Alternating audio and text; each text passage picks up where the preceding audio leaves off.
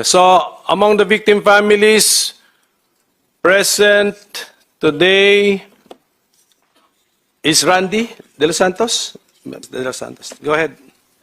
Ako po si Randy De Los Santos, ang tiyuhin po ng napaslang na 17 taong gulang noong August 16, 2017. Nagkaroon po ng isang police operation, Ginoong Tagapangulo, sa aming lugar.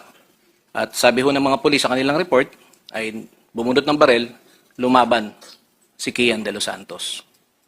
Sabi po dito, sabi ng mga kapulisan, mga pulis na involved doon, ibumunot daw ng baril si Kian. And pinapabulaan na naman ng kanyang tiyuhin na hindi daw po ito totoo. Sa pagdinig ng mga kaso, hindi ho yun totoo. Napatunayan po namin sa korte na si Kian ay hindi nanlaban at pinatay. Si Kian daw po ay hindi nanlaban at intention talagang siya ay i-execute. Nakakalungkot na parang yung buhay ng tao parang manok na lang na kung gugustuhin mong ganunin, ganun lang kadali sa kanila. Wala silang takot gumawa nun. Grabe. Intensyon ng pinatay ng mga pulis. Mga ilang araw, Ginoong Tagapangulo, habang nakaburo lang aking pamangkin, naglabas po ng kasinungalingang statement ang pamunuan po ng PNP. At noon po ay pinamumunuan ng ating kagalang-galang na senador, Bato de la Rosa. Ang sabi po dun sa statement ay yung tatay daw po at yung uncle ay kilala sa aming lugar na siga, kinatatakutan at nagbebenta ng droga at ginagamit po si Kian De Los Santos bilang tagapagbenta nito. Ginoong Tagapangulo, totoo po, kilala ho kami sa aming lugar, pero hindi po konektado sa illegal na droga. Kilala ho kami bilang mga saksi ni Jehovah na nagbabahay-bahay, kumakatok sa mga pintuan at nagbabahagi ng salita ng Diyos. Marahil ang kagalang-galang na Senador Robin Hood Padilla ay makakapagbigay po ng kanyang pananaw sa kung ano hubang uri ng pagkatao kaming mga saksi ni Jehovah. Brother, magkasama tayo noon. Kasama ko po ang inyong ina. Di ba? Naririnig nyo yung mga testimony ng isang witness pa lang ito. Nakakalungkot lang kasi. At maling pagbibintang na ito ay nakaapekto po sa amin. Inalis po ako sa trabaho, Ginoong Tagapangulo, dahil sa maling akusasyong ito. May mga magulang ho ako, may anak ako. Dahil sa statement na yon, na di umano, marahil, pinanggalingan, ay sa Intel daw po. Ang laki-laki ho ng budget ng Intel eh. Bakit ho ganun? Tinanggal ho ako sa trabaho. Dahil po dyan, binalot ng takot ang aming pamilya. Namamarkahan sa publiko at sa national TV na kami po ay identified bilang taga-benta ng droga. Di ba? Sa mga inosente na biktima, yung takot, yung dangers na binigay nila, yung impact ng mga maling gawain nila. Diba? Nasisira ang buhay ng mga biktima dahil sa mali nilang ginawa. 17 years old. At napatunayan naman nila ito sa korte na hindi sila ganun talaga at nanalo sila. At napatunayan wala talaga silang kasalanan at hindi sila involved sa droga. Noong panahon yun, nakakatakot na ho eh. Baka kami na ho isunod. At dahil ho dyan, ang aking kapatid ay kinuha po ng Public Attorney's Office para dalhin sa WPP. Teka lang po, naiwan po ako sa labas. Ako ho ay tiyuhin eh. Bakit hindi ho ako sinama?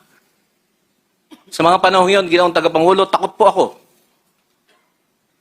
Dahil markado na ho ako eh. Pero naririto po ako ngayon bilang kinatawan po ng program Paghilom bilang field coordinator. Sa aming pong programa, Ginoong Tagapangulo, meron po kaming 312 pamilya na inabot na kapwa namin mga biktima. Lahat po sila, Ginoong Tagapangulo, ay pinatay. Pinasok ang mga bahay. Grabe, no? 312. Sa kanya pa lang yun. Na mga, kasi tumutulong siya sa mga biktima rin ng extrajudicial, yung EJK, di ba? Tinutulungan niya yung mga biktima. At ang dami nun. Lahat sila biktima. Grabe, no? Isa pa lang ito sa mga testigo. Police operation. Sa akin pong pagtingin, wala po ni isa man ang imbestigahan. Na dapat po sana, ayon sa batas, sabi sa Quadcom, na kapag ka po napatay pala ang isang biktima, ay dapat na imbestigahan. Kasuhan ng mga pulis at doon, kung hindi po ako nagkakamali, hindi po ako abogado, ay doon idepensa ng mga pulis na ito, ng mga alagad ng batas na ito, ang kanilang pagiging inosente. Ayun, di ba? Nabaliwala lang, hindi kinasuhan. Grabe talaga. May tamang paraan, hindi naman kailangan pumatay ng mga inosenteng tao sa kagustuhan na maayos yung bansa natin, mawala itong mga addicts na itong problema sa droga. Pero wag naman sa paraan nadadamay ang mga inosenteng tao. Kung sa inyo nangyari, sasabihin niyo bang ganon? Na wala yan, okay lang yan kasi parte ng operasyon niya, nangyayari talaga yan. Madali sabihin yan hanggat hindi nangyayari sa inyo. Pero pag sa inyo yun mangyari, hindi niyo matatanggap.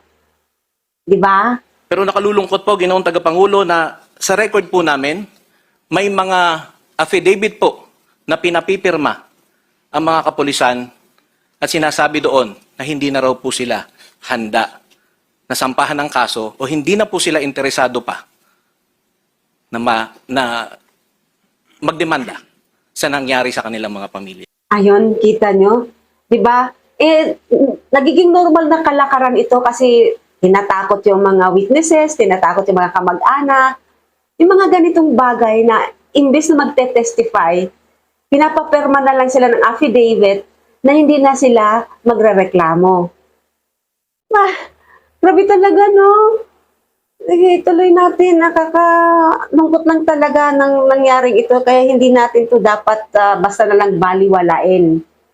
Kasi maraming mga buhay na nawala at maraming buhay na nasira. Nagkaroon din po ng mga kasinungalan, Ginoong Tagapangulo, sa mga pampublikong dokumento, kagaya po ng mga death certificate na nangalagay ay natural cause po ang dahilan ng pagkamatay. Pero meron po kaming Project Arise na kung saan yung 5 taon na pag-i-expire po ng mga kapwa namin biktima na wala pong kakayanan para ipagpatuloy sila sa kanilang pinaglibingan, ito po yung ine-exhume namin. Dinadala ho namin kay Dr. Fortun. Kahit po buto na, nagsasalita pa ng katotohanan. At isa na ho, Ang ibig sabihin lang po niya na kahit buto na ay nagsasalita pa ng katotohanan sapagkat nang ito yung mahukay na at examinin, lumalabas na yung ebidensya. Lumalabas yung mga katotohanan na nangyari sa kanya doon sa remains ng tao. rito, Ginoong Tagapangulo, Your Honors, ay yung matapos po yung 5 taon na renta po ni Kian de los Santos, inexhume ho namin yun eh. Tapos po, dinala kay Dr. Fortun. Akala ho namin, okay na eh, naimbestigahan na ho eh. Pero may bala pa po, at ito po yung on record, maaari po nating tanungin si Dr. Fortun sa kanyang mga natuklasan. Kung maaalala po ninyo, 3 po yung aming isinampang kaso laban sa mga kapulisan. Murder, planting of evidence ng baril, at planting of evidence ng droga. Ginoong Tagapangulo. Ayan, grabe, no? 'Di ba? Yung pinaplantahan talaga yung tao para lang patunayan nila na ito ay kriminal. kalakaran niya ng mga kapulisan na hindi lahat, pero nakikita naman natin, meron nga isang video dati nung nakaraan na, di ba, yung nagmumotor, nilagyan ng droga sa likod ng kanyang sasakyan, kung napanood niyo yon. So, iyon ay talagang nabidyohan siya, yung pulis gumagawa nun. So, ganun katindi ang droga ngayon, ganun katindi ang operasyon, ang sistema ng mga nanghuhuli sa mga inosenteng tao para lang may maipresenta, para lang may sabing may nahuli sila. Kasi mayroon palang bounty na bawat isang tao na kanilang magaganon ay may minimum ng 20K.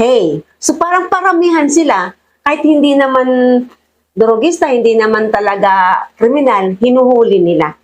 Para nga, di ba, padamihan sila. Yun ang nangyari noon. Marahil po nagtanong-tanong kayo, Ginoong Tagapangulo, sa karakter ni Kian De Los Santos. Hindi ho siya. Wala ho siya sa listahan. Hindi po siya, Ginoong Tagapangulo,